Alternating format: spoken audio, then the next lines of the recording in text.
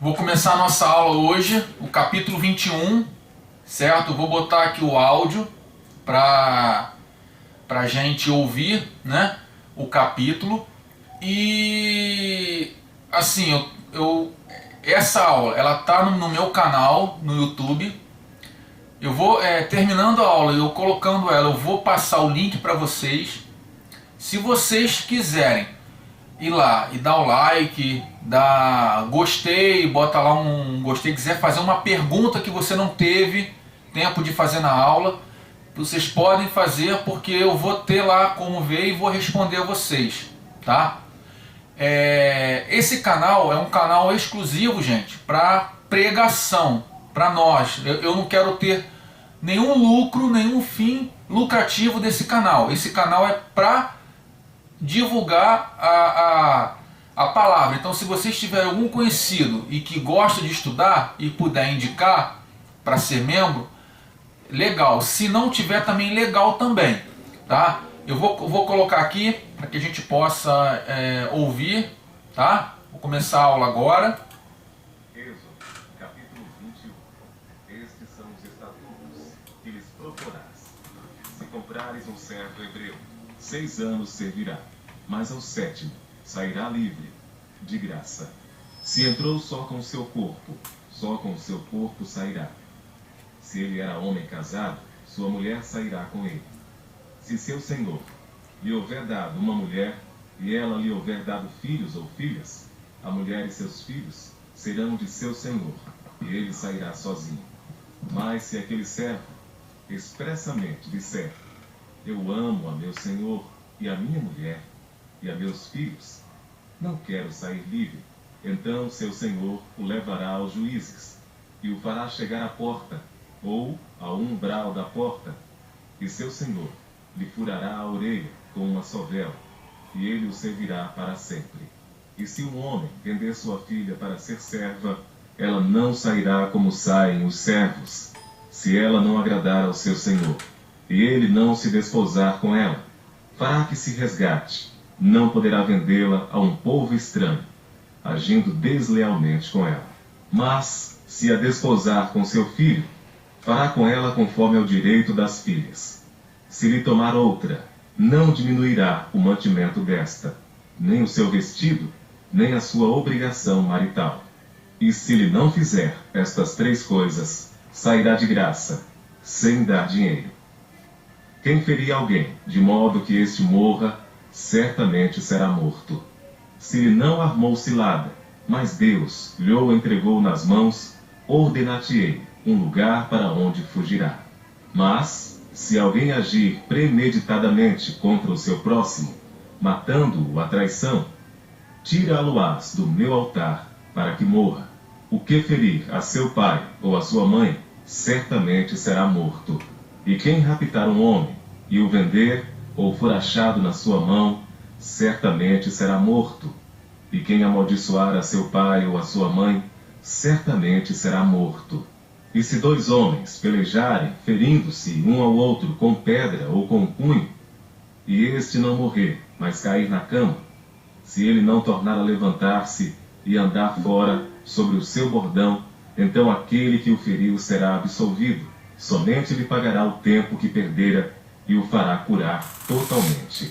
Se alguns homens pelejarem e um ferir uma mulher grávida, e for causa de que aborte, porém não havendo outro dano, certamente será multado, conforme o que lhe impuser o marido da mulher e julgarem os juízes. Mas se houver morte, então darás vida por vida, olho por olho, dente por dente, mão por mão, pé por pé, queimadura por queimadura, ferida por ferida, golpe por golpe. E quando alguém ferir o olho do seu servo, ou o olho da sua serva, e o danificar, o deixará ir livre pelo seu olho. E se tirar o dente do seu servo, ou o dente da sua serva, o deixará ir livre pelo seu dente. E se algum boi escornear homem ou mulher, que morra. O boi será apedrejado certamente, e a sua carne não se comerá. Mas o dono do boi será absolvido. Mas, se o boi dantes era escorneador, e o seu dono foi conhecedor disso, e não o guardou, matando homem ou mulher, o boi será apedrejado, e também o seu dono morrerá. Se lhe for imposto resgate, então dará por resgate da sua vida tudo quanto lhe for imposto. Quer tenha escorneado um filho, quer tenha escorneado uma filha, conforme a este estatuto lhe será feito. Se o boi escornear um servo ou uma serva, dar-se-á a 30 siclos de prata ao seu senhor, e o boi será apedrejado. Se alguém abrir uma cova, ou se alguém cavar uma cova, e não a cobrir, e nela cair um boi ou um jumento, o dono da cova o pagará. Pagará em dinheiro ao seu dono, mas o animal morto será seu. Se o boi de alguém ferir o boi do seu próximo e morrer, então se venderá o boi vivo, e o dinheiro dele se repartirá igualmente. E também repartirão entre si o boi morto. Mas se foi notório que aquele boi antes era escorneador, e seu dono não o guardou, certamente pagará boi por boi, porém o morto será seu. Amém. Amém. Amém. Amém. Vocês entenderam?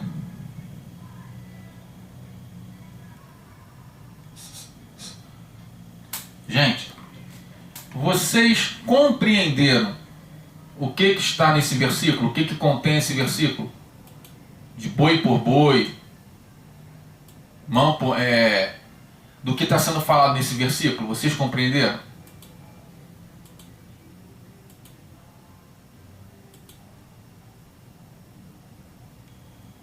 Tudo de mal que lhe fizerem, você pagar com a mesma moeda?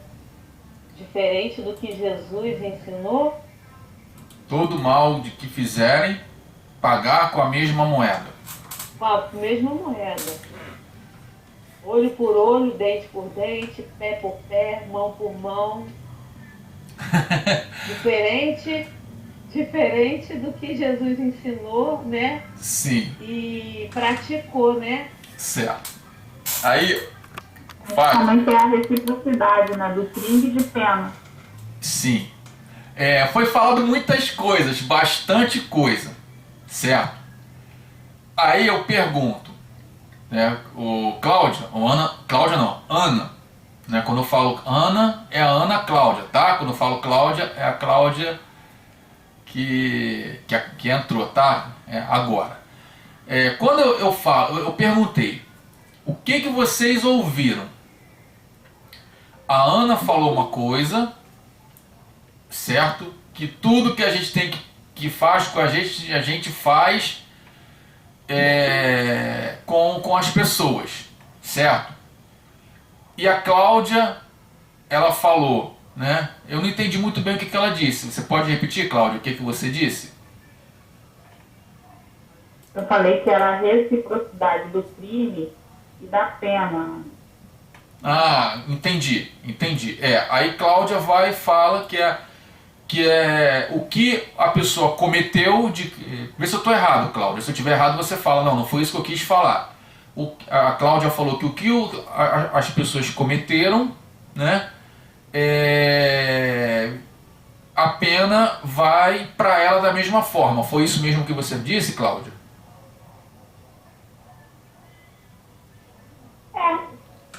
Certo. Aí eu vou fazer eu sempre começo a aula com uma pergunta. Essa não vai ser diferente. No capítulo anterior, Deus dá ao povo o quê? O que Deus dá ao povo? Lá no capítulo 20. Mandamentos. Isso. 10 mandamentos. Deus dá os 10 mandamentos. Aí quais são os 10 mandamentos?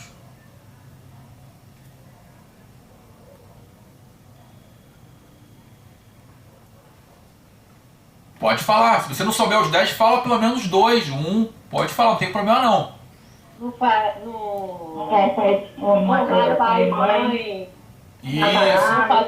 Não fazer para ti esculturas. Isso. Isso. Não matará. Isso. Não cobiçará. Não cobiçará a mulher do próximo. Isso. não dirás falso testemunho, não cobiçarás a casa do teu próximo, nem tudo que o teu próximo tem, né, juntando, né, o que eu dei nas outras aulas, né, não entre outras coisas, que eu possa falar e repetir o que vocês já falaram. Mas só que, quando Deus ele dá os 10 mandamentos, os 10 mandamentos são, os 10 mandamentos são, no caso, é a lei, né, que falam que é a lei de Moisés, e Moisés vai Moisés pede, Deus fala para Moisés que ele iria falar com o povo e iria trazer os 10 mandamentos. Junto com os 10 mandamentos, nós vamos entrar aqui no capítulo 21 e ele fala sobre algumas outras leis. Deus, quando ele dá os 10 mandamentos a Moisés, ele pega, fala, junto com os 10 mandamentos, ele diz, nesse capítulo 21, que vai continuar no capítulo 22, mas eu só vou falar do capítulo 21. Não vou falar no 22 porque eu posso falar e me equivocar. Aqui ele dá alguns tipos de leis. Que tipo de leis ele dá?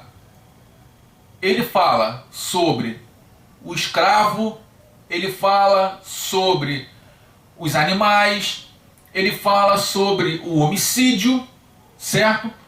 E chama muita atenção, muito minha atenção, todas as vezes que eu paro para estudar os 10 mandamentos, eu fico me perguntando, certo? E eu já sei a resposta, mas eu me pergunto sempre, por que Deus dá os 10 mandamentos junto com essas leis? Aí eu faço essa pergunta para vocês. O que vocês acham? Por que Deus ele pega os 10 mandamentos e e dá junto com as leis sobre que fala dos escravos, fala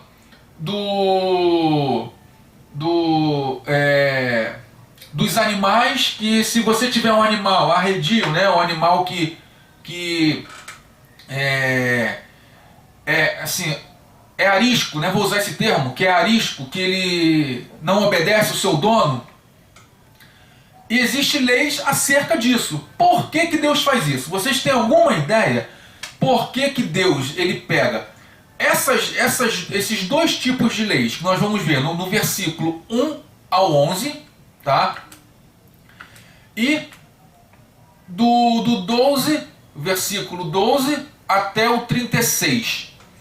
Por que ele faz isso? Por que Deus ele pega e dá esses dois tipos de leis? Vocês têm alguma ideia?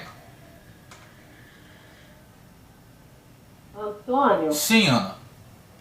Como criança, né, que a gente educa, eu tenho 2 filhas e um neto, a criança ela não tem o discernimento, o conhecimento do que é certo e errado. Certo. Então você tem que avisar, ela fez uma coisa errada, ela tem que saber do que ela fez. Certo. Né? E você Sim. tem que avisar que aquilo é pecado, aquilo é errado. Sim. Ela está fazendo uma coisa errada. E assim também Deus fez com todo o povo. Aquele povo vivia, né, sem saber do que era certo e errado.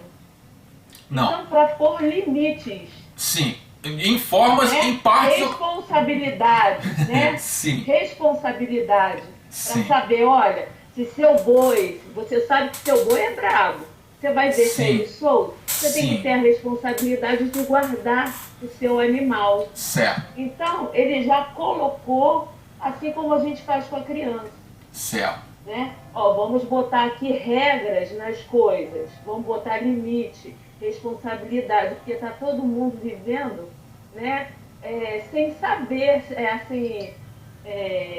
como me expressar, desordenadamente. Né? Sim. É uma nova Cada um- sociedade também. Isso. Sim. E formar, né? Todo mundo saber, olha, até onde vai, o que você pode, o que você não pode, né? É assim que eu vejo. Sim. Você E você- impor limites. Ele impôs limites, né? Para educar todo o povo, né? É uma sociedade, uma nação. Ah, sim. Você falou, tentou me enrolar, mas no final você falou o que eu queria ouvir. Certo. O que acontece, gente? Aqui, nesse capítulo 20, 21, 22, Deus ele estava formulando as leis, a legislação. Leis e legislação parece que eu estou redundando, né? Que eu estou falando a mesma coisa, mas eu estou querendo justamente falar a mesma coisa assim, para que vocês entendam. De Israel. Lembra que eu falei lá atrás? Israel já tinha um povo, certo? Israel que eu falo é o Estado. Já tinha um povo, já tinha um líder, já tinha um exército, já tinha um general, porém não tinha leis. Quando Deus ele fala aqui no capítulo 20, ele começa a pegar e juntar o Estado de Israel e já começa a transmitir as leis que ele queria que fosse estabelecida em Israel. Por quê?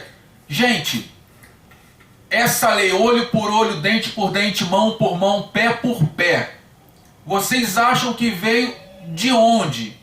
Onde surgiu essa lei? Ela é bastante conhecida, mas assim, eu creio que muita gente não sabe, mas ela é muito falada em curso do Panorama Bíblico. Inclusive, quando eu dou essa aula no Panorama Bíblico, eu falo muito, eu bato muito nessa tecla. Ela vem de um país muito organizado, certo? E essa lei, ela surgiu em um determinado local. Vocês têm conhecimento, vocês sabem de onde surgiu essa lei?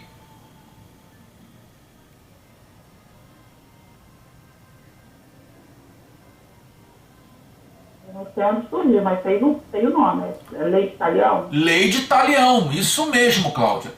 A Lei de Talião, ela surgiu lá na Mesopotâmia, certo? Lá na cidade de Ur dos Caldeus. Então ela é mais antiga do que o próprio Abraão. Quando Deus ele pega e dá as leis, as leis de Moisés é nada mais, nada menos do que princípios, não vou falar bíblicos e nem cristãos, mas são princípios divinos. Essa lei de Talião, ela veio de uma sociedade extremamente idólatra. Para vocês entenderem, o pastor Alexandre ele gosta muito de falar de quebrar sofismas, né? Sofismas, de quebrar religiosidade. Então essa aula que eu estou dando hoje vai ser uma aula que nós vamos quebrar muitas religiosidades, tá? E essa lei de Talião é uma lei que é considerada uma lei pagã, tá? Para que vocês entendam. Porém, era uma lei que era extremamente importante naquela sociedade da época. Por quê? Porque era uma lei lá em Ur dos Caldeus que se eu cortasse um braço de um menino, ele ou seu pai ou quem for da sua família poderia ir na minha casa cortar o meu braço.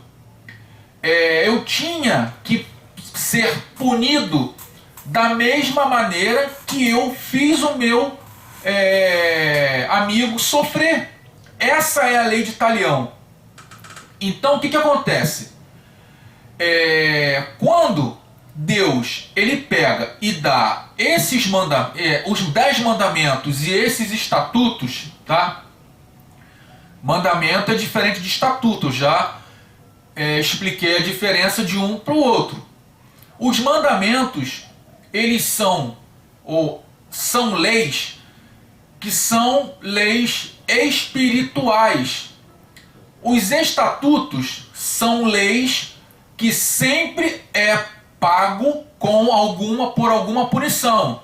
Nós vamos ver aqui, ou nós vamos estudar daqui para frente, algumas leis que falam o seguinte: vai até o sacerdote, chegando lá você dá tanto de prata, tanto restitui o teu irmão em tanto. Nós vamos ver muito isso, falando que hoje agora, se não me falha a memória, tem uma parte do estudo que fala que se você fizer isso, você vai restituir tanto o teu irmão, tanto a pessoa que perdeu, inclusive o gado, o boi. Se você tiver um boi e cava uma vala e o boi cai nessa vala e morre, você tem que restituir o irmão, tá? Estou pegando isso como exemplo, a gente não chegou lá ainda. Então, gente, as leis que nós vamos ver aqui agora são leis que Deus ele teve que pegar da sociedade, certo? E trazer para os hebreus ou os israelitas. Mas já existiam essas leis naquela sociedade. Essas leis já eram leis inseridas no contexto social da época. Muitas pessoas pensam que as leis que Deus deu a Moisés, que Deus falou com Moisés, foram leis que Deus deu, que nunca existiram. Isso não é verdade. As leis existiam, porém Deus ele separou, certo? O que era para ser separado. Tipo um exemplo, existia uma lei que quando o filho nascesse, ele teria que ser levado a sacrifício. O que Deus fez? Tirou essa lei, certo? Porque era contra os princípios de Deus, que Deus nunca pediu sacrifício de criança. Então, gente, o único sacrifício que Deus pediu a Abraão foi de Isaac, para provar a fidelidade de Isaac, mas isso não foi lei. E Deus fala para ele que o cordeiro que era para matar, e depois ele vai, o cordeiro aparece e ele não mata o seu filho. Deus prova Isaac, prova Abraão. Então, gente, isso prova o quê? Deus fala para Abraão, através desse ato, que não era necessário fazer sacrifícios de criança para adorar a ele. Porque também era típico daquela sociedade fazer esses cultos de sacrifícios de criança. Então, quando nós vamos ver daqui para frente, certo? Deus ele se agrada da escravidão? Não. Mas assim, Deus deu essa lei para que o escravo tivesse debaixo de uma legislação. Porque quando nós estamos numa situação, nós nos fazemos de vítima. Poxa, o cara está me maltratando, o cara está isso, o cara está assim, o cara está assado. Quando nós invertemos a situação, como dizem as pessoas, nós estamos por cima, o que acontece? Nós fazemos a mesma coisa que a pessoa fez conosco. Então Deus, o povo era escravo, saiu do Egito, estava a caminho da terra prometida de Canaã, e se eles pegassem um povo, certo, que fosse escravo, ou até mesmo nós vamos ver aqui no caso de escravos hebreus, nós vamos estudar um pouquinho sobre isso, a pessoa que era senhor desse escravo iria fazer pior do que ele sofreu lá no Egito. Então nós vamos ver algumas situações aqui, tá? Que eu vou tentar explicar para vocês à luz da Bíblia. Como eu sempre falo, eu não sou, certo, conhecedor de tudo. A Cláudia, a Márcia, a Márcia não está não, a Ana, a Carla, o Marcos, a Vanessa, a Ana Paula, vocês também vão me ensinar um pouco hoje. Então, como é de praxe, eu gostaria que vocês também falassem o que vocês entenderam. Inclusive o pastor Alexandre, que está aí caladinho aí, não sei se a pastora Mônica também está. Então, assim, essa aula é uma aula que eu vou tentar quebrar algumas coisas, tá? E essas coisas que eu vou quebrar, de repente você vai ter dúvida. E eu queria que você chegasse e perguntasse: Antônio, estou com dúvida nisso, estou com dúvida naquilo. Como é que eu faço? Como é que é assim? Como é que é do outro lado? Para que não venha ter mais dor de cabeça na mente de vocês. E, por favor, respondam, porque às vezes eu pergunto para vocês, vocês não respondem, aí eu fico pensando, será que eles estão com dúvida? Será que eu consegui passar o conteúdo? Então eu peço isso para vocês, tá? Eu vou pedir para Ana ler para mim, Ana, por favor, dos versículos 1 ao 6. Você pode ler para mim, por favor? Sim. Estes são os estatutos que lhes proporais. Se comprares um servo hebreu, 6 anos servirá, mas ao 7º sairá livre, de graça. Se entrou só com o seu corpo sairá. Se ele era homem casado, sua mulher sairá com ele. Se seu senhor lhe houver dado uma mulher, e ele lhe houver dado filhos ou filhas, a mulher e seus filhos serão de seu senhor, e ele sairá sozinho. Mas se aquele servo expressadamente disser: eu amo a meu senhor e a minha mulher e a meus filhos, não quero sair livre, então seu senhor o levará aos juízes e o fará chegar à porta ou ao umbral da porta, e seu senhor lhe furará a orelha com uma sovela, e ele o servirá para sempre. Amém. Tem algumas traduções que falam agulha grossa, tá? Sovela também pode ser traduzido ou pode ser interpretado como agulha grossa. Vou perguntar a vocês: quem aqui, tá? Não é pergunta falando de uma forma arrogante, não, que vocês sabem que eu não sou. Mas quem aqui é servo? Quem aqui está na posição de servo? Eu estou. Só a Ana e a Jaqueline estão na posição de servo? Estou. Marcos? Também estou. Carla? Acho que todos nós estamos Eu também estou. na posição de servo do Senhor. Então todos estão na posição de servo? Amém. O que é ser servo? O que é ser servo? Você servir ao Senhor, você servir ao seu próximo, né? Sim. Servir ao Senhor, né? Sim. Ao Senhor. Então, eu posso dizer que todos nós somos escravos, né? Antes nós éramos escravos do pecado e hoje nós somos servos, nós somos escravos de quem? Eu acho que é diferente o servo do escravo. O servo do escravo, eu acho que tem diferença, Antônio. Você acha que tem diferença? Ser servo ou ser escravo? Servo, você servir, mas você é diferente da escravidão.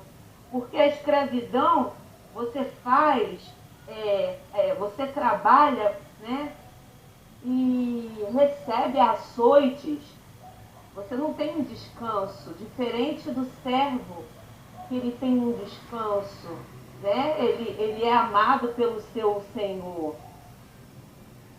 Ele é cuidado pelo seu Senhor, diferente do escravo. E o escravo, ele fazia o trabalho dele e ainda era açoitado pelo que ele fazia. Certo. Concordo, Ana. Mas aí eu vou...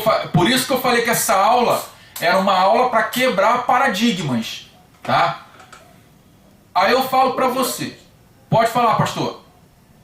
Bom, no caso, eu não sei se era isso que você gostaria que falasse, né? Porque o fato de ser servo, hoje a nossa servidão é por amor, entendeu? Em gratidão ao que ele fez por nós, entendeu? Então, está exatamente de acordo com o que a irmã Ana Cláudia falou, entendeu? A nossa servidão é uma servidão livre, entendeu? É uma servidão que nos prende por amor, entendeu? Sim.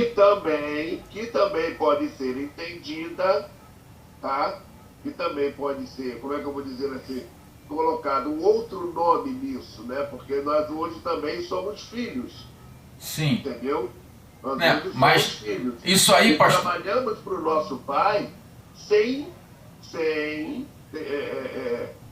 visar pagamento, sem visar herança, entendeu? Fazemos isso por amor. Entendeu? Sim. Então, acredito que o ponto-chave dessa história seria essa servidão por amor. Sim. Não, isso aí...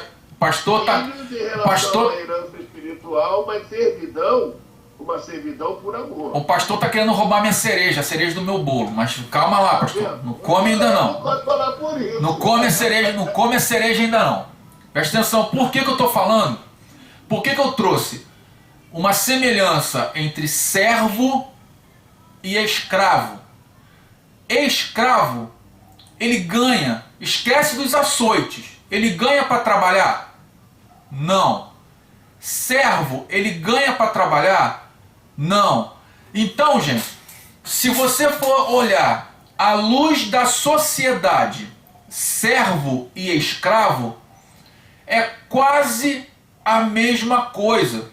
Eu concordo com a Ana quando ela falou que o escravo ele é obrigado a fazer e ele é maltratado. O servo não. O servo, eu concordo com tudo que a Ana falou. O servo, ele faz por amor, tá? Por amor. Então, quando nós paramos para ler esse capítulo aqui, e nós vamos ver essas duas diferenças muito claras.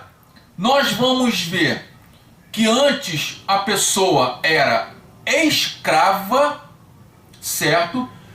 E depois ela trabalha, certo? Ela trabalha num período de 6 anos e pouco, chegando no 7º ano, ela tem uma forma de sair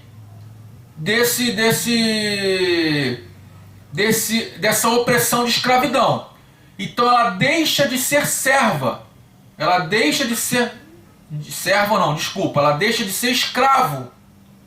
Porém, tem algumas objeções aqui. Tem algumas coisas que são faladas. Se porventura a pessoa tem um filho e uma esposa e ele se tornou escravo, gente, eu estou falando disso por dívida, tá?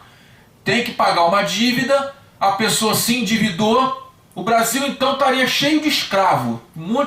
Teria um monte de pessoas aí escravas uma das outras, porque todo mundo tem dívida, inclusive eu. Então eu estou dizendo que a pessoa tinha uma dívida e não tinha como pagar essa dívida, e essa pessoa ela tinha que fazer um acordo de escravidão, certo?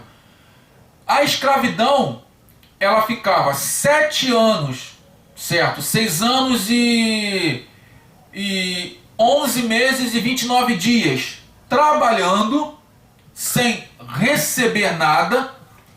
Perante a sociedade judaica da época, isso era uma escravidão. Isso era ser escravo. E depois desses 7 anos, a pessoa era liberta. Se ela tivesse filhos e esposa, o que iria acontecer? Os filhos e a esposa iriam sair com ele, iriam ser libertos com ele. Porém, se ele não tivesse filhos e esposa e se tornou escravo e foi para lá, e lá ele conheceu uma moça, conheceu uma menina e resolveu se casar com essa menina, com essa moça, ali ele adquiriu um casamento, um matrimônio na escravidão. Com isso, o que iria acontecer? Ele iria ser liberto e a sua família não. E isso não poderia acontecer. Ele teria que permanecer para sempre como escravo. Aí o que diz a lei que nós estamos lendo aqui? Ele teria a condição de passar de escravo para servo, tá? Ele iria passar dessa condição de uma pessoa que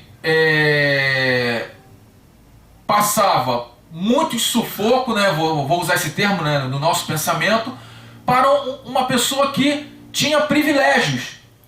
E o que ia acontecer? A esposa dele e os filhos dele também iria se tornar servos, tá? Se nós pararmos para analisar, lá em Gênesis tem muito isso. Bila e Zilpa, o que elas eram, além de concubina de Jacó? Mesmo Jacó, né, Antônio? Ele teve que trabalhar, ele chegou, teve que trabalhar 7 anos como servo. Sim. Para ter posse de uma filha. Depois Sim. trabalhou mais 7 anos. Sim. E quando ele restitui uma família, cabeças de gado, de ovelhas, né? Ele sai escondido do sogro, Sim. do tio, que é sogro. Sim. Porque ele não poderia sair dali, né? Sim. Levando aquelas mulheres e aquelas crianças que nasceram naquela tribo. Sim. É bem parecido com essa lei que ele está falando. É bem parecido mesmo, é bem parecido. Entendeu, Ana? Então, assim, mas por que eu estou falando isso? Porque nós vamos ver que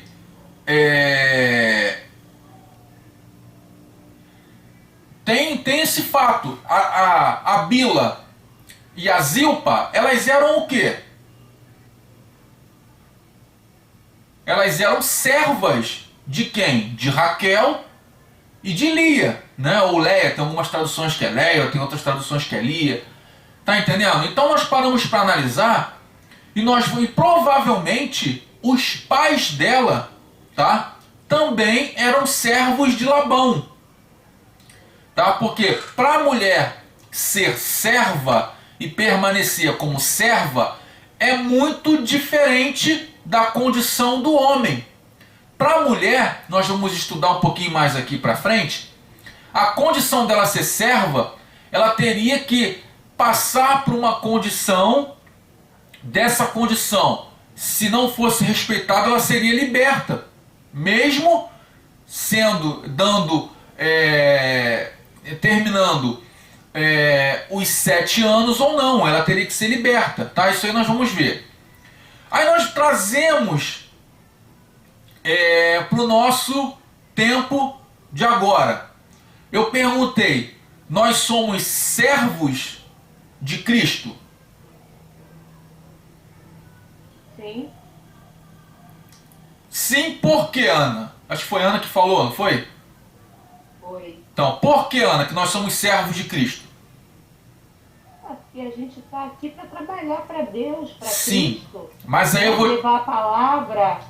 Sim, mas esquece... É importante, tá, gente? Eu quero que vocês entendam. Quando eu falo esquece, coloca um pouquinho de lado o lado espiritual e nós vamos ver agora... Porque a gente escolheu? Porque nós escolhemos, Carla. Isso. O que vocês acham? Foi porque nós escolhemos ser... O preço de tudo. Oi, Jaqueline, pode falar. E fomos comprados por preço de sangue? Sangue do nosso Senhor Jesus Cristo? O que a Carla falou Amém. e o que a Jaqueline falou são os 2 fatores principais por nós sermos servos de Cristo. Quando nós somos resgatados, né, que aí é um outro fator que nós vamos falar nas outras aulas, preço por resgate, que a mulher ela é liberta por preço de resgate quando ela é serva. Nós, seres humanos, nós cristãos, fomos resgatados por causa do sangue de Cristo. Então nós, além de nós éramos escravos do pecado, do mundo, das coisas que há no mundo. Nós éramos escravos. Antes nós fazíamos coisas que a gente duvidava. Poxa, será que eu estou fazendo isso mesmo? Que isso? Hoje, não. Cristo, ele pagou um preço de resgate quando morreu lá no Calvário e nos trouxe para perto dele. Esse preço é o quê? É um preço de restituição para que eu pudesse ter vida e para que vocês pudessem ter vida. E nós, hoje, nós deixamos de ser escravos para ser o quê? Servos. Então, esse nome servo, tem pessoas que falam, eu não sou servo não, usam mais, não estou nem criticando o que o pastor falou, né? Que nós somos filhos, porque também nós somos filhos. Mas quando a gente fala para o nosso irmão que nós somos servos de Cristo, esse nome servo, certo? É um nome que machuca muito o ouvido do outro.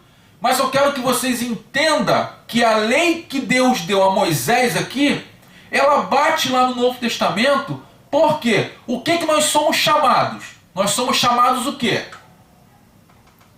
Lá no livro de Cantares, o pastor vai até falar, mas se alguém não falar, ele fala. O que nós somos chamados lá no livro de Cantares?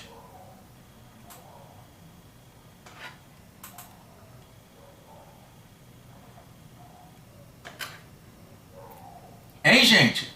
Nós somos o que de Cristo?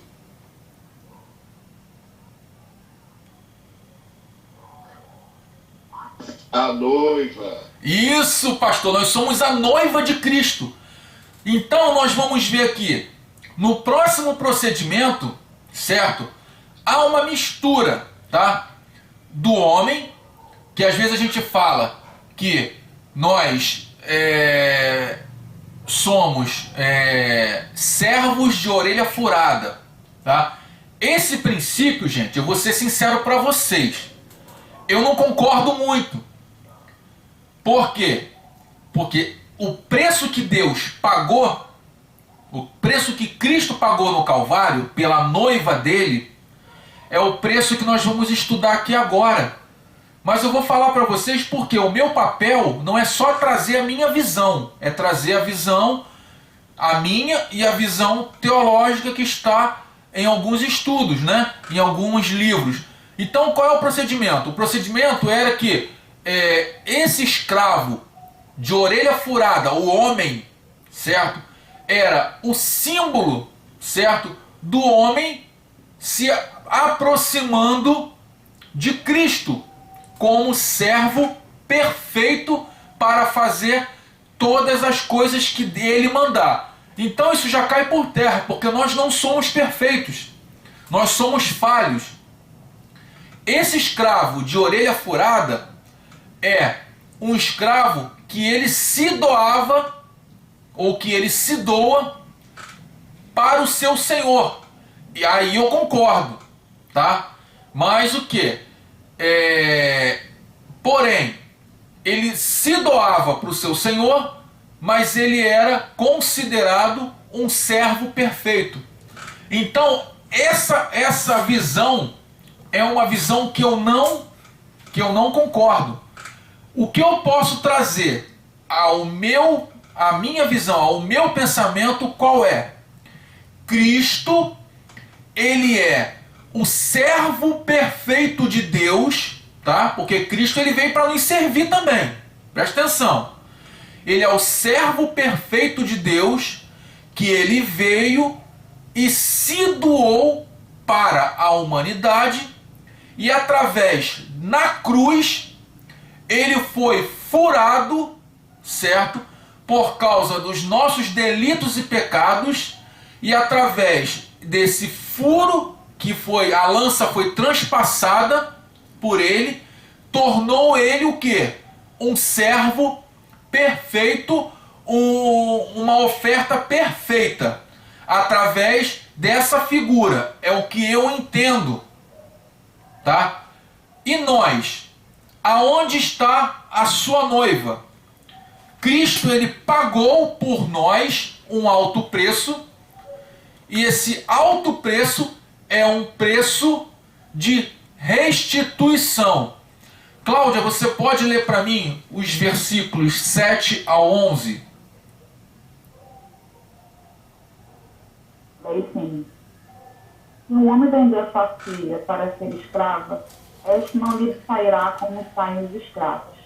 Se ela não agradar ao seu senhor e se comprometeu a desposá-la, ele terá de permitir-lhe o resgate.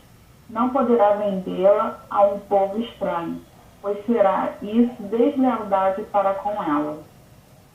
Mas se a casar com seu filho, tratá-la como se trata as filhas, tratá-la como se trata as filhas. Se ele der ao filho outra maneira, nem os seus vestidos, nem os seus direitos conjugais. Se não lhe fizer estas três coisas, ela sairá sem retribuição nem pagamento em dinheiro. Amém.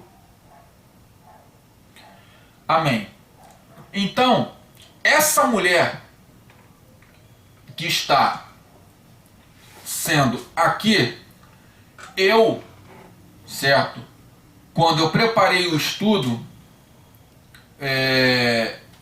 o que chamou muito a minha atenção foi quando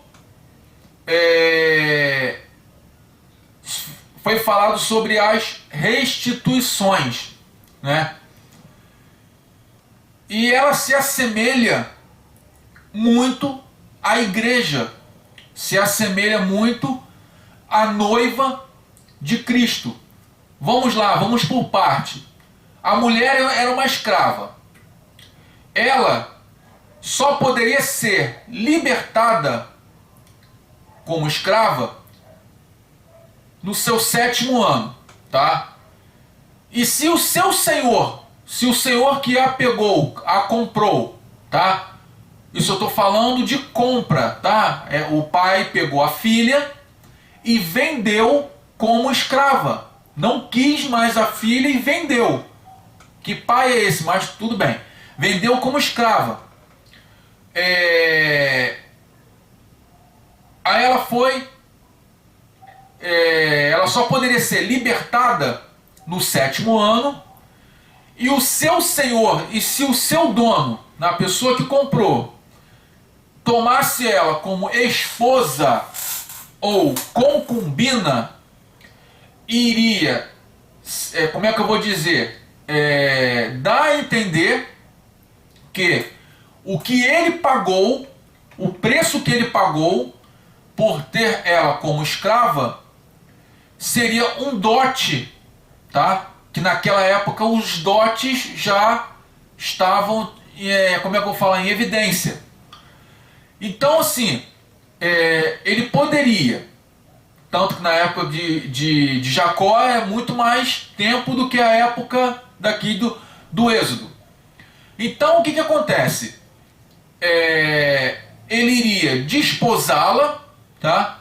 E teria que cumprir todas as suas responsabilidades como marido para com ela. E se ela, né, não tivesse satisfeita, ou se ele não tivesse disposto a fazer isso, tá? Ele teria que manter uma casa, ou um quarto, ou um local para que ela morasse. Como é que eu vou falar? Para que vocês entendam. Para o resto da vida dela. Ele não poderia devolver a filha, ou ele não poderia libertar essa menina no 7º ano. Não poderia. Não poderia. Já acabou, ele reconstituiu ela como esposa ou concubina. Ela iria ficar ou para sempre,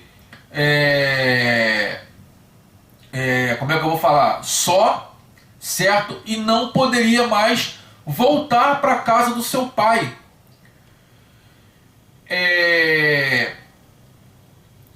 Mas por que isso acontecia? Por que isso poderia acontecer? Porque ele poderia pegar a menina, ia se casar com ela, chegou ao ponto que não queria mais ficar com ela e iria fazer o quê? Devolver ela para o pai sem direito a nada. Sem direito a nada. Que é diferente quando uma pessoa, nós vamos estudar um pouco, repudia sua esposa ou repudia o seu marido, né? Vou usar esse termo. Quando o marido repudia sua esposa, ele devolve a esposa para o pai e teria que devolver o dote para o pai. E geralmente, quando o pai dava um dote, o dote era pelas suas posses, não era algo que seria, eu tenho R$1 milhão, vou dar R$100. Não. R$1 milhão tem um dote específico para aquele valor, R$100 mil. Tinha que dar um valor, assim, um exemplo, de R$100 mil, que era equivalente ao dote, a riqueza, e o dote era equivalente à riqueza que ele tinha, às posses que ele tinha. Então muitas pessoas faziam isso na sociedade. E Deus, ele pega e joga esse problema e faz com que não venha ter nenhuma, como é que eu vou falar, pegar a menina e jogá-la de lado. Então, Desculpa, que no caso, assim, Deus preservou a mulher, né? Fez essa lei aqui para preservar. Cláudia, deixa eu te falar uma coisa, que você tocou num ponto que eu acho até que eu ia esquecer. Na Bíblia inteira, Deus, ele preserva a mulher. Na Bíblia inteira. As pessoas falam que a sociedade judaica, ela é machista.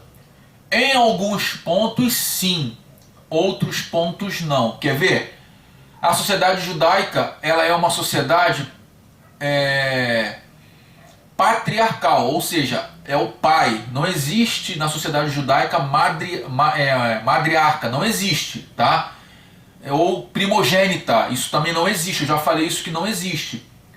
A matriarca até existe, que é a mãe mais velha, mas se tem só mulher, 30, 40, 50, 60 anos, e tem lá um homem, um garoto de 12 anos, todas as mulheres têm que prestar obediência para o garoto de 12 anos. Todas, tá? Todas. A matriarca, ela só entra quando o garoto é de menor. Hoje, na sociedade judaica, isso ainda é muito forte. Mas Deus, ele preserva a mulher em todos os momentos na Bíblia, tá? Em algumas situações, como eu falei, é machista sim. Em outras situações, nem tanto. Em outras situações, não é. Então a gente para analisar a Bíblia por um todo, nós vamos ver muitas leis do Senhor que ele fala para a mulher, específica para a mulher, para quê? Para resguardar a mulher, como você falou. Mas nós sabemos que em todas as sociedades, na sociedade brasileira, na sociedade inglesa, na sociedade britânica, né, vou usar esse termo, norte-americana, existe os maus, as más pessoas e as pessoas boas. Na sociedade judaica também existem as pessoas que cumprem, que têm amor, que têm carinho pelas mulheres, e tem pessoas que não têm carinho, não têm amor pelas mulheres. Na sociedade islâmica, na sociedade católica, cristã, isso tem em todos os lugares, tá? Então isso que você falou é uma forma, foi perfeito, isso que você falou foi perfeito, de preservar a sociedade, as mulheres na sociedade. Então o que acontece? Vamos lá, isso também fazia parte da aula, faz parte da aula. Quando a mulher, ela vai e está, como é que eu vou dizer, lá na casa do rapaz, lá na casa do seu senhor, certo? E essa mulher, ela desperta o sentimento pelo filho do seu senhor, ele fica com ela, certo? Mantém um quarto, mantém uma casa, para que chegasse a hora dela ser desposada por ele, né? O nome certo é esse. Porém, se ele não quiser ela, e um estrangeiro, um gentio, para que vocês entendam melhor, não seja judeu, chegue e faça uma proposta para ele, ele não pode vender a mulher. Ela teria que ficar na casa dele até que alguém fosse resgatá-la com um preço, com um pagamento, porque ele comprou por ela, ele pagou por ela. E nós trazendo isso para a igreja, certo? Nós somos a noiva de Cristo. Cristo, ele foi humilhado, foi crucificado, sofreu e pagou um preço por restituição pela minha e pela sua vida. Então nós, que somos a noiva de Cristo, certo? Nós fomos e vamos nos encontrar com Ele em um casamento, vou usar esse termo para que vocês entendam, em um casamento glorioso, quando Jesus vier buscar a sua igreja, que será nas bodas do Cordeiro. Então, gente, o que eu estou falando? Ele já pagou o preço. Ele não pegou a gente, ele não veio resgatar a gente. Nós ainda estamos, nós não somos mais escravos, nós somos servos, e nós estamos na casa, certo? Vou usar esse termo para que vocês entendam. Na casa do nosso antigo dono, que é o mundo, que é onde paira os principados e potestades. O mundo espiritual está aí, na nossa sociedade.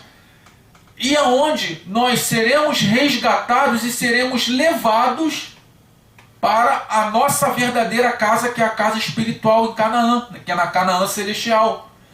Então, esse pagamento que Cristo ele fez por mim e por você, ele é um pagamento que ele restituiu, certo?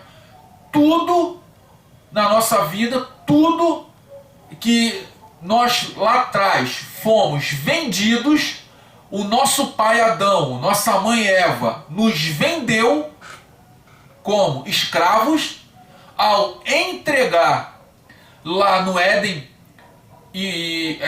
a autoridade que Deus havia dado para ele, certo? Que falou que não era para comer do fruto, ele desobedeceu. Essa autoridade, certo? Que hoje era para estar nas nossas mãos e que não era para a gente fazer o que a gente faz hoje, passar o que a gente passa hoje, ter a correria que nós tivemos hoje. Nós estamos aguardando o Senhor nos levar para a nossa casa e nós estarmos com o Cordeiro, com o nosso verdadeiro noivo, tá? Alguém tem alguma pergunta? Quer falar alguma coisa?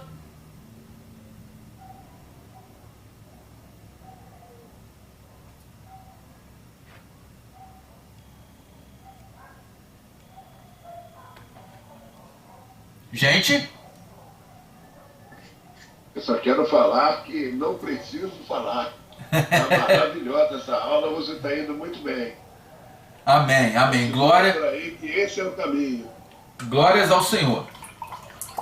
Concordo plenamente com o pastor. Essa aula tá uma bênção. Me sinto como se estivesse num sermão muito bom. Deus abençoe o senhor, Antônio.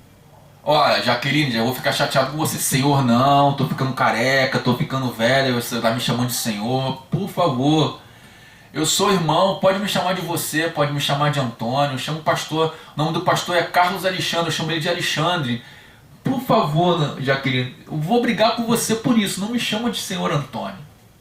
Mas eu chamo de senhor porque o senhor é uma autoridade, né? Então, Não, precisa, olha só, você não precisa... Não precisa me chamar de Senhor. Concordo, irmã Jaqueline, concordo. Há uma autoridade posta sobre seus ombros que você não pode negar. Você tem que tomar posse disso, Antônio. Não precisa me chamar de Senhor Antônio nem de pastor, porque não sou. Há uma unção, algo sobre você que tem que ser resolvido. Esse conceito de autoridade espiritual e ministerial. Ela está certa, Senhor, sim. Então tá bom, vou deixar isso. Receba o Senhor. Receba, senhor Antônio. Por isso, você representa o Senhor. Eu tava orando hoje. Eu ficava triste quando as pessoas me chamavam de Senhor. Deixa eu até explicar isso para os irmãos, porque é super importante. Eu ficava triste quando as pessoas usavam esse termo, porque o Senhor e tal. Na nossa humildade, a gente sempre gosta de ser chamado de você. Só que quando nos chamam de Senhor, é porque reconhecem em nós uma autoridade, reconhecem em nós um poder que nos diferencia dos demais. Entendeu? Não é questão de soberba nem de humildade, mas é questão de reconhecimento da pessoa que fala com você. Entendeu? Então eu passei a aceitar ser chamado de Senhor por causa disso, porque as pessoas que estão falando com a gente, elas vêm a nós, entendeu? Sabendo que estão indo a um líder, sabendo que estão indo a alguém que possui uma unção, que possui uma autoridade. Entendeu, Antônio? Então, sim. Aprende essa aí e recebe, porque você tem uma unção e você tem uma autoridade. Então você é digno de ser chamado Senhor, por isso que está sobre você, porque você representa o Senhor. Entendeu? Toma posse aí, irmão. Amém. Não vou mais falar sobre isso não vou mais, como é que eu vou falar, retrucar em relação a isso não, tá? Recebo isso que vocês estão falando, né? Eu estava até orando hoje, né? Aí Deus falou comigo que nós temos uma igreja na internet, que na verdade, isso é uma igreja. A palavra fala que onde tem 2 ou mais reunidos, eu estou presente, né? E Deus falou isso comigo hoje, que nós somos uma igreja, mesmo que nós fazemos parte da nossa igreja, Primeira Igreja Batista, Assembleia de Deus, entre outras igrejas, nós somos uma igreja agora recebendo e fazendo estudo, entendeu? Então, Tá vendo? então, E em concordância com isso, viu? Você está sendo o nosso pastor. mas aí, isso aí Mas não, é aí que você entra, Antônio, com toda a humildade que aqui todo mundo do grupo conhece, entendeu? Com toda a humildade que todo mundo sabe que você tem, entendeu? Não é falsa modéstia, não. Isso aí é porque a César o que é de César, entendeu? Então, nós estamos aqui comendo do pão que você está nos dando. E por mais que eu tenha, eu sou pastor, eu tenho algum certo conhecimento, eu estou aqui aprendendo contigo, comendo da tua mão, entendeu? E os demais irmãos também na mesma posição. Então reconhecemos em você essa unção, essa autoridade. amém, amém. Mais alguém quer falar alguma coisa? Agradeço ao Senhor pelo seu falar, porque o Senhor falou exatamente tudo que estava no meu coração e às vezes eu não sei formular. E até assim, quando Deus dá pra gente uma unção, assim, eu aprendi que mesmo se a pessoa se afastar da presença de Deus, aquela unção continua sobre a vida da pessoa. Então assim, ele já foi separado para isso e eu desde a primeira vez que eu conheci, Deus já mostra, e assim, eu não consigo chamar ele de Antônio de jeito nenhum, não sai, só sai Senhor, Senhor, e ele chama a minha atenção o tempo todo. Mas é isso aí, não é ser o Senhor ser soberbo, não é querer envelhecer o Senhor, chamando o Senhor de Senhor.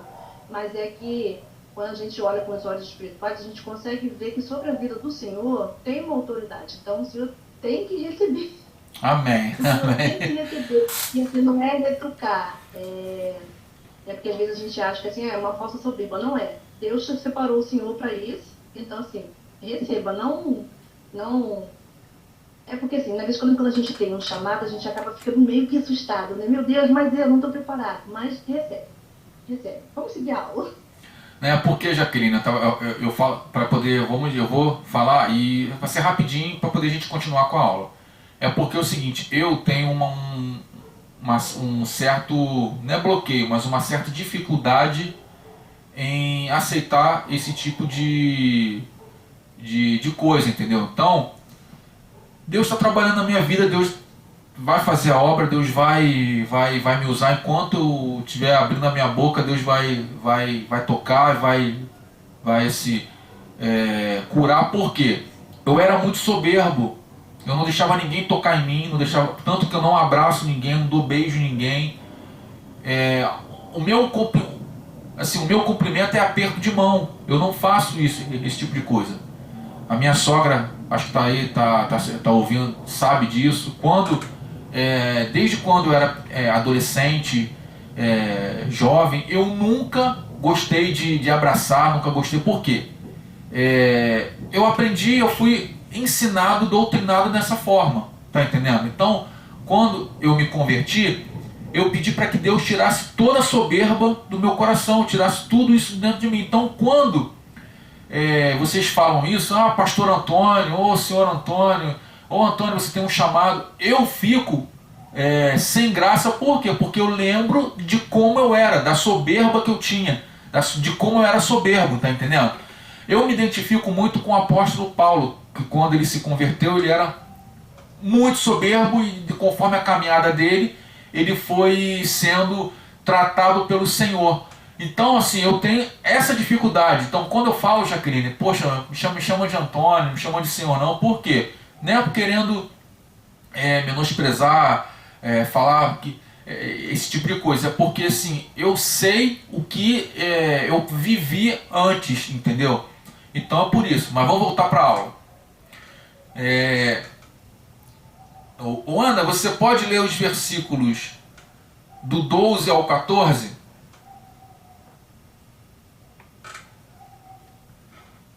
Sim. Quem ferir alguém de modo que este morra, certamente será morto. Porém, se ele não armou cilada, mas Deus lhe entregou nas mãos, ordenar-te-ei um lugar para onde fugirá. Mas se alguém agir premeditadamente contra o seu próximo, matando a traição, tirá-lo-ás do meu altar, para que morra. O que feriu seu pai ou a sua mãe, certamente será morto. E quem raptar um homem e o vender, ou for achado na sua mão, certamente será morto. Amém. Amém. Era só até o 14, mas tudo bem, Ana, tudo bem. O que acontece? Nós já discutimos isso na aula passada, um pouquinho disso na aula passada, não quando foi o mandamento não matará, ou não matarás, né? Algumas bíblias que falam não matará e outras algumas falam não matarás. Esse versículo 12 que diz: quem ferir um homem, levá-lo à morte, certamente será morto. Essa faz parte também da lei de talião, olho por olho, dente por dente. Se eu ferir, um exemplo, alguém, e eu matar alguém, é a nossa famosa pena de morte, certo? E também é o chamado, como eu falei, a lei de talião. Esse versículo 12, ele tem como regra, certo? Que se uma pessoa mata uma outra pessoa, essa pessoa que matou, ela deveria morrer também, tá? Isso não sou eu que estou dizendo. Tem muitas pessoas aí dos direitos humanos, também não sou a favor da pena de morte. Presta atenção. O que eu estou querendo dizer é que tem muitas pessoas que falam, tá? Que pegam a Bíblia e falam o seguinte: onde é que está na Bíblia pena de morte? Nós acabamos de ler. Aqui na Bíblia, pena de morte. Deus, ele não vai matar ninguém. Certo?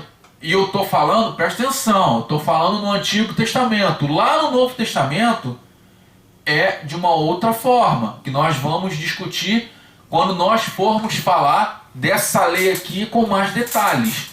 Tá? Então, tem muita gente que fala que é desumano, que Deus não está naquilo, Deus não está nisso, coloca palavras na boca de Deus e fala que Deus assim, não tem ou não teve pena de morte. Nós vamos ver aqui no Antigo Testamento, daqui para frente, daqui mais alguns versículos, nós vamos ver que tudo que Deus fala, se você fez isso, foi intencional, ou seja, você teve intencional, acho que você teve a intenção. Se eu estiver errado, vocês me corrigem, que às vezes eu falo errado, né? Então vocês podem me corrigir. Você teve a intenção de matar, que eu acho que não me falha a memória, o homicídio doloso, né? Se eu estiver errado, também me corrige, que eu sempre confundo. Deixa eu ver aqui que eu coloquei aqui no meu esboço. Não, é o culposo, viu? Já falei errado. O homicídio culposo, que você tem a intenção de matar, você matou a pessoa. É doloso, Antônio. Quando tem a intenção de matar, é o doloso?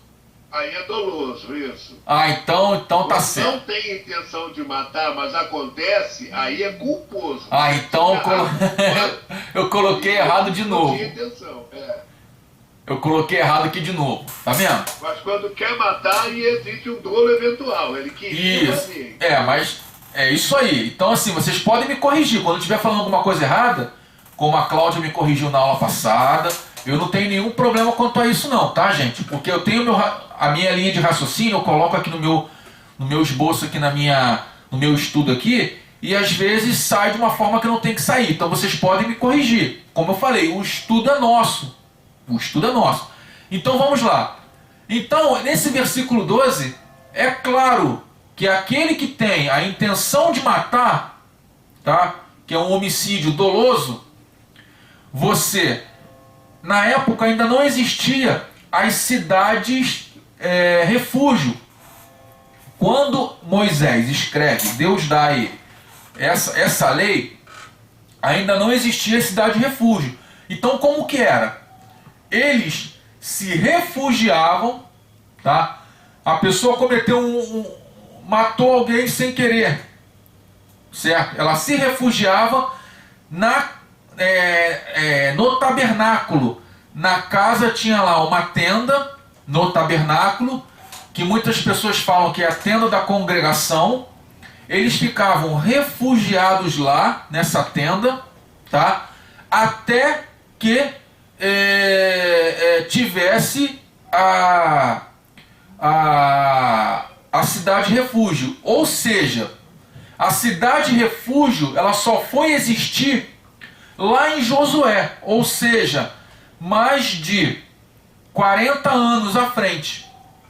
Então, quando eles entraram na Terra Prometida, eles pegaram algumas cidades, que nós vamos estudar mais à frente, que eu creio, lá em Josué, e eles colocaram essas cidades como cidade de refúgio, e refugiavam essas pessoas. Até então, como que era feito?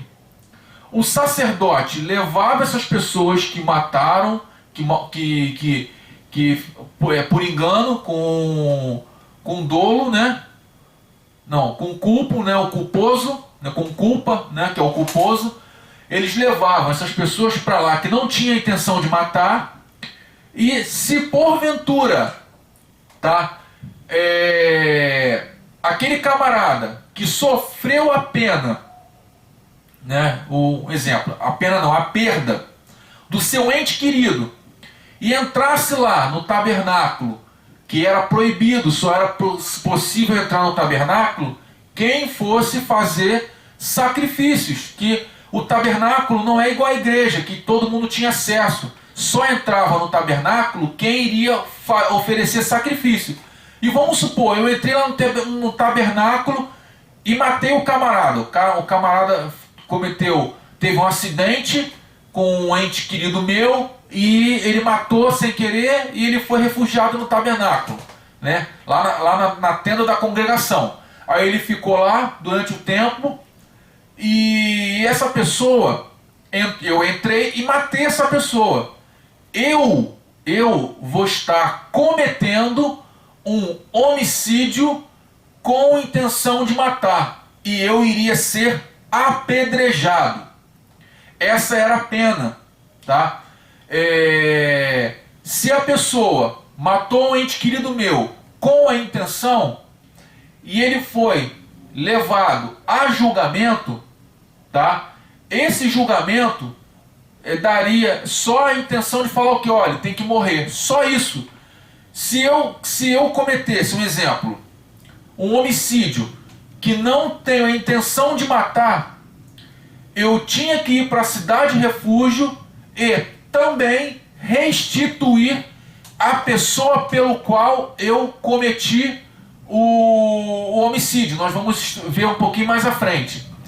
Então,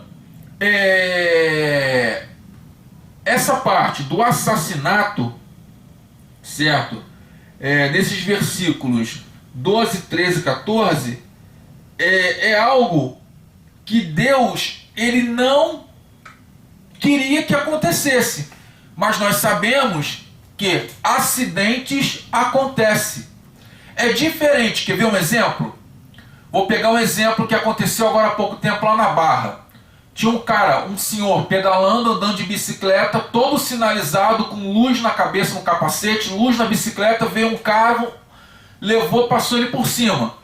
Segundo a nossa sociedade, isso aí é o quê? É o homicídio culposo, sem a intenção de matar, perante a nossa sociedade, tá? Ah, foi um acidente, o cara tava... o camarada, o ciclista não tinha que estar lá, e ele estava. Perante a sociedade judaica, esse crime que ele cometeu poderia ser um homicídio doloso, com intenção de matar. Antônio, mas como assim? O cara não está vendo o ciclista todo sinalizado? E possivelmente, certo, tem algumas fontes que falam que ele poderia estar alcoolizado, mas isso eu não vou nem entrar nessa linha, né, de raciocínio. Mas perante a sociedade, por ele estar sinalizado, a sociedade judaica, por ele estar sinalizado com capacete com luz e a bicicleta toda com lâmpadas, né, com aquele pisca-alerta que eu tenho, que eu boto quando eu vou pedalar, ele iria ser condenado à morte, esse camarada, porque ele cometeu um homicídio que era um homicídio com intenção de matar. Ah, mas foi um acidente, ele não viu. Viu, com certeza ele viu. Ah, mas ele estava embriagado. Vou dar esse exemplo, vou pegar o que na época o que a sociedade falou, né? Pior ainda, que ele não deveria nem estar andando embriagado.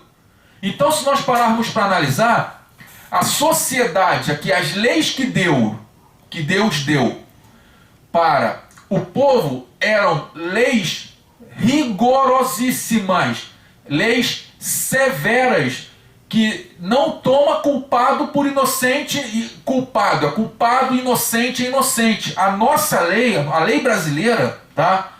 Ela toma o culpado por inocente. Ah, será que por que ele fez isso? Poxa, tem tanta gente boa, tanta gente má solta, ele é um camarada bonzinho e está preso por quê?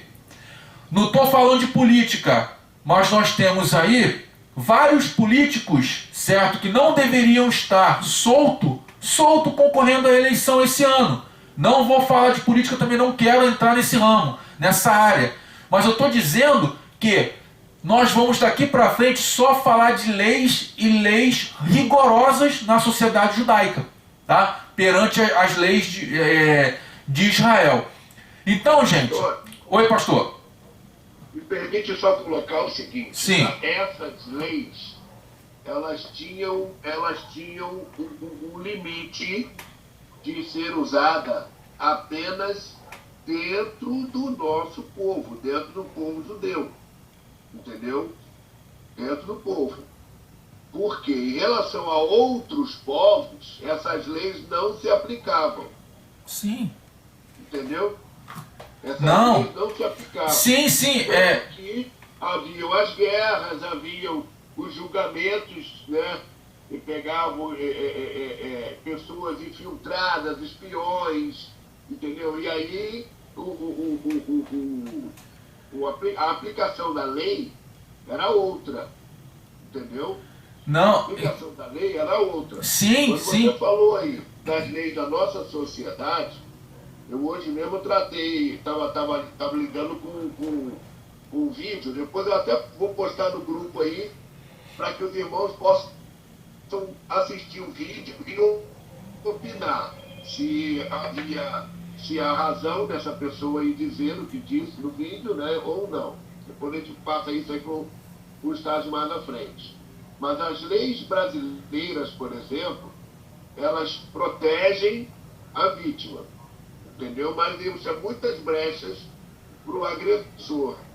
Então não dá nem para a gente comparar as leis judaicas com as leis brasileiras, entendeu? Porque as leis brasileiras são muito falhas. E como muitas dessas leis já foram feitas por políticos criminosos, essas leis já foram maliciosamente projetadas para defender criminosos. Entendeu? Sim, então, assim. É exatamente o que não acontece com as leis judaicas. Sim, então, então a inspiração da lei judaica foi de Deus. Sim. A inspiração das leis brasileiras é da sociedade brasileira. Sim. Não, pastor. Então há uma diferença muito grande aí que eu quero ressaltar, justamente para quê? Para que a gente não possa confundir, né, a lei judaica com a lei brasileira.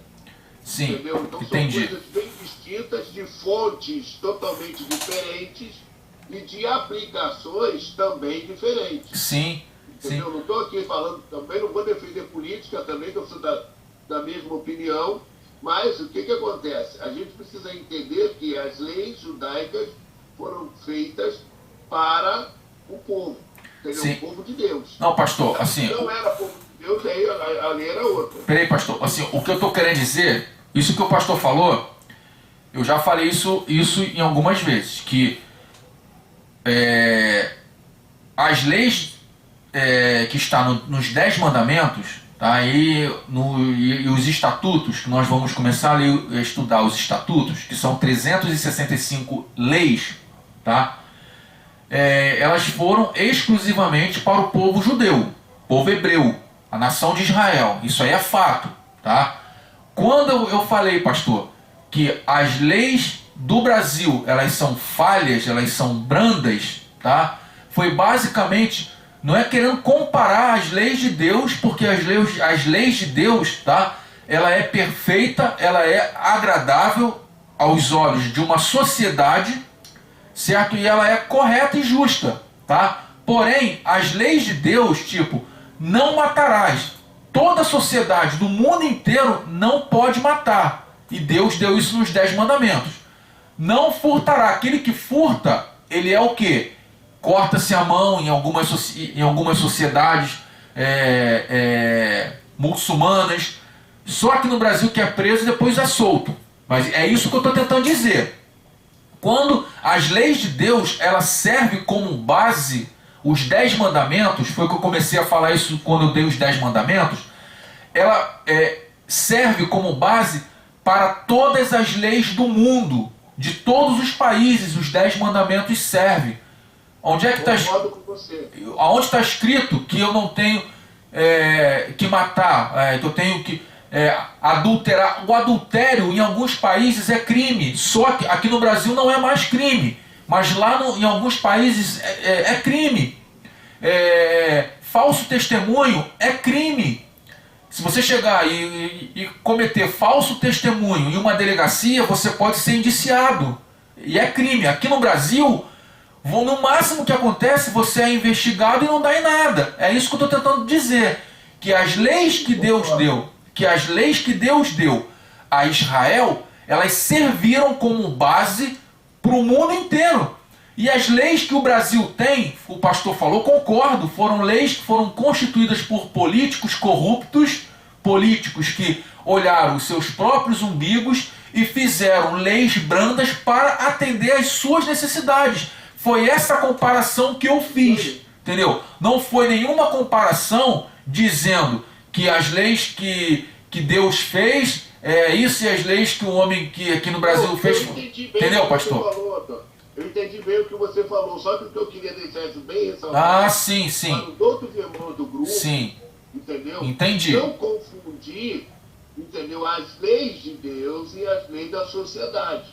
Porque, por exemplo, dentro da lei da sociedade, dentro das leis brasileiras, tá, o indivíduo até pode matar o outro semelhante, em cumprimento do seu dever, no exercício de sua função, ou em legítima defesa, entendeu? Então, tem alguns atenuantes aí que garantem, não, se você está matando em legítima defesa, você vai responder ao processo em liberdade. Então, mas isso aí, são... Então, Israel era diferente. Então, mas se nós pegarmos para analisar a mesma coisa que aconteceu com o povo de Israel, isso aí foi o quê? Foi uma lei aperfeiçoada dessa lei que nós estamos falando aqui do homicídio culposo, quando não há intenção de matar. Quando há o homicídio culposo, na lei brasileira, como o pastor falou, responde pelo homicídio, mas não dá em nada. Lá em Israel, a pessoa tinha que sair da sua casa e ir para um lugar, ir para uma outra cidade, chamada cidade de refúgio, que também não daria em nada. Tá entendendo, pastor? Sim, Ana. Já tem um tempo eu recebi, né, que a gente sabe, cada nação, cada país tem um seu estatuto. Sim. que nos Estados Unidos, homem com homem, mulher com mulher, como aqui no Brasil também já é liberada essa lei, na Argentina, Sim. e que na Alemanha também já tem a lei que já dá o direito de pai casar com filha, mãe casar com filho, irmãos se darem casamento, Sim. entendeu? Entendi. Então então cada nação eles vivem o seu estatuto, Sim. né? Sim. Então, assim, eu concordo com vocês, mas o que eu queria deixar claro, tá? Que existe um estatuto, existe uma lei primária. Da onde veio essa lei primária? Veio dos 10 mandamentos. É isso que eu estou tentando explicar para vocês. Os outros... Tá entendendo, Ana? Os outros países, eles pegam os 10 mandamentos e dá o jeitinho dele, o jeitinho... Tem o nosso jeitinho brasileiro? Então, também tem o jeitinho alemão, o jeitinho inglês, o jeitinho argentino. Eles fazem isso, tá entendendo? É isso que eu estou tentando explicar. Quer ver um exemplo? Fugiu da minha mente, depois eu lembro. Então, esse jeitinho que deturpa toda a situação, deturpa toda o tipo de leis, de costumes que não era para deturpar. Lembrei. Israel, Deus deu os 10 mandamentos, deu a lei moral e a lei espiritual. A lei espiritual são os 10 mandamentos. A lei moral são essas leis que nós estamos estudando agora, né? Que começa agora e vai terminar lá na frente, né? Lá em Números. Números, acho que versículo 9. Capítulo 9. Então, o Congresso Romano, quando eles começaram a se desenvolver como república, o primeiro país do mundo, o primeiro império que se transformou em uma república foi o Império Romano. Existia lá uma pessoa que era eleita pelo Senado, tá? E essa eleição, ela passou foi feito um congresso, e as leis primárias do Império Romano foram as leis judaicas, tá? Não matará, não furtará. Claro, o Império Romano tinha lá os seus deuses, tinha lá o seu panteão de deuses, o Júpiter, Netuno, Plutão, né, que pega os planetas e colocam como deuses. Fora outros do panteão grego, que também eles, a deusa Artemis, entre outros, né, que fazia parte dos deuses romanos. Mas a principal ponto de partida para que eles desenvolvessem uma nação com leis rígidas foram as leis judaicas. É isso que eu estou tentando dizer. O mundo inteiro partiu de um ponto. Qual foi o ponto? Foram as leis judaicas. Deus, quando deu essas leis para Moisés e para o povo, ele tirou, certo? Ele pegou da sociedade, como eu já falei no início da aula, da sociedade que aquele grupo passou. Ele pegou leis da Pérsia, ele pegou leis do Egito, ele pegou leis da Mesopotâmia, leis da Babilônia, leis de Nínive, da Síria, né? Ele pegou leis de vários países e colocou inserida dentro de Israel, dentro da cultura do povo hebreu, israelita. Então, com essas leis que Deus fez essa separação, não é para fazer isso, não é para fazer aquilo, é para você me adorar, para você me cultuar. Teve leis específicas para ele, que ele falou, não farás para ti imagem de escultura. O povo da época era idólatra. Deus tirou isso da onde? Deus tirou isso da essência dele e colocou nos 10 mandamentos. Mas o restante dos 10 mandamentos, não matarás, não furtarás, não cobiçarás a casa do teu próximo, não dirás falso testemunho, não fará isso, não fará aquilo outro. Então ele tirou isso da onde? daquela sociedade. Aí nós pegamos agora as leis morais, que fala, se teu servo for escravo, você tem que restituir ele ele trabalha para você 7 anos, que eu nem falei sobre isso, esse nome. Por que 7 anos? Por que Deus fala que ele tem que trabalhar 7 anos? Vocês sabem por quê?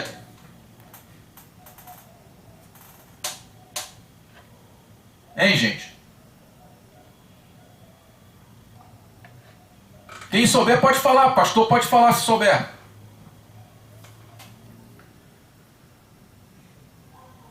Então vamos lá, 7 anos é chamado o ano, na verdade, quando ele fala 7 anos aqui, isso não quer dizer que a pessoa tem que trabalhar 7 anos, não. O que acontece? Existe na comunidade judaica o ano sabático. O ano sabático é de 7 em 7 anos. Tem o jubilado sabático, que é de 70 em 70 anos, e por aí vai. Quando Deus fala que é para o povo, que o escravo tinha que trabalhar 7 anos, está dizendo que esse ano ele teria que trabalhar, quando chegasse o ano sabático, ele não iria mais trabalhar. Nós vamos falar isso no capítulo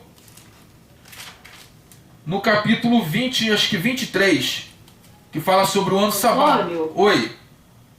É uma dúvida. Sim. Esses 7 anos, ele também vem da origem de Deus criar o mundo em 7 dias também? Sim. Foi uma boa pergunta. Sim, por quê? No caso, Deus trabalhou os 6 dias e no 7º descansou. Isso é o quê? É o sábado, né? 7 anos, você trabalha 7 anos, 6 anos e pouco, quando chega no 7º ano você não trabalha, o judeu não trabalha, tá? Aí o que ele faz? Ele descansa, fica 1 ano descansando e volta a trabalhar no 8º ano. E assim vai, quando chegar no 14º ele para e assim vai, tá me entendendo, Ana? Então isso veio do 6º dia que Deus descansou e por aí vai. Então, por que ele faz isso? Por que ele descansa trabalha 7 anos? É justamente para mostrar que Deus vai resgatar aquele escravo, tá, que está trabalhando naquela determinada função e ele não precisará mais trabalhar, ele estará livre. Se nós pararmos para analisar, tá? Jesus ele foi crucificado em um ano sabático. Sabia disso? Se nós pararmos para analisar. Isso aí depois a gente vai conversar um pouco mais. Deixa eu ter mais provas que a gente vai conversar sobre isso. Que eu estou fazendo esse estudo, tá? Poucas pessoas falam sobre isso. Mas eu não vou falar sobre isso agora porque eu não tenho como provar biblicamente, tá? Eu estou fazendo esse estudo ainda. Então o que acontece? Esse ano que as pessoas trabalham 7 e ele é colocado, é liberto, é justamente por isso.